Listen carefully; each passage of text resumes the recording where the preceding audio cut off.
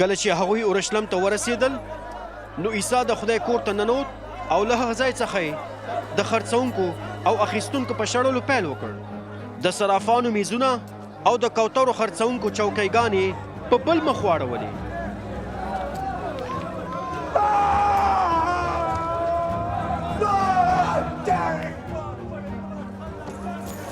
او چاته اجازه نه ورکوله چې د خدای د کور د حویلۍ په لاره کوم شی یوسي. بیا هغه خلکو ته تعلیم ورکو او ویل یې آیا د خدای په کلام کې دا نه دي لیکل شوي زما کور به د ټولو قومونو دپاره د عبادت ځای بلل کیږي، خو تاسو ترې د غلو د پټېدلو ځای جوړ کړی دی.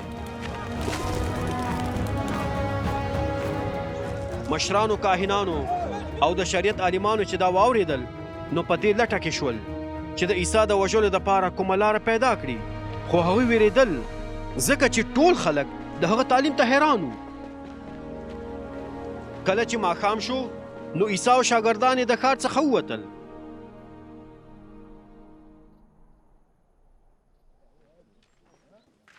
بله ورځ سحر وختي کله چې هغوی په لاره تېرېدل نو ویې لیدل چې هغه د انځرو ونه له بیخه وچه شوې وه. پطرس هغه خبره را یاده کړه چې عیسی د انځر ونې ته کړې وه او ویې ویل استاذه ګوره د انځر په هغې ونې چې تا لعنت ویلی و هغه وچه شوې ده. عیسی ورته په ځواب کې ویل په خدای باندې ایمان ولرئ. په یقین سره زه تاسو ته دا وایم چې که څوک ایمان ولري او په زړه کې شک ونه کړي نو که دې غره ته ووایي چې د خپل ځای څخه پورته شه او په دریاب کې وغورځېږه نو همداسې به وشي. نو له دې عمله زه تاسو ته وایم هر څه چې تاسو په دعا کې وغواړئ نو یقین ولرئ چې لاسته به یې راوړئ او هغه به ستاسو شي. او هر کله چې تاسو د دعا دپاره ودرېږئ نو که ستاسو په زړونو کې د چا په خلاف کوم څه شی وي هغه وبښئ تر څو ستاسو آسماني پلار هم ستاسو ګناهونه وبښي. خو که چیرې تاسو نور خلک ونه بښئ نو ستاسو آسماني پلار به هم ستاسو ګناهونه ونه بښي.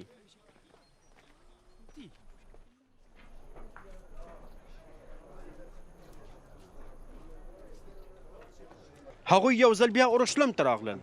کله چې عیسی د خدای په کور کې ګرځېده نو مشران کاهنان د شریعت عالمان او د قوم مشران ورته راغلل او د هغه څخه یې پوښتنه وکړه ته څه حق لرې چې دا کارونه کوې؟ چا تا ته دا اختیار درکړی دی چې دا کارونه وکړې؟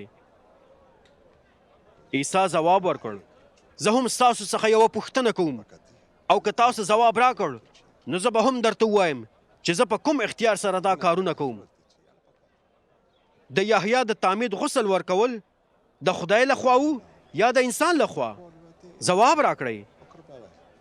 هغوی په خپل منځ کې سره بحث وکړ او ویل یې که چیرې ووایو چې د خدای لخوا و نو هغه به ووایي چې بیا تاسو ولې په هغه باندې ایمان رانوړ؟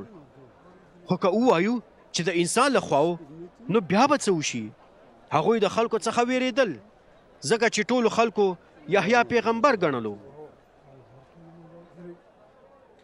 نو هغوی عیسی ته په ځواب کې ویل موږ نه پوهیږو.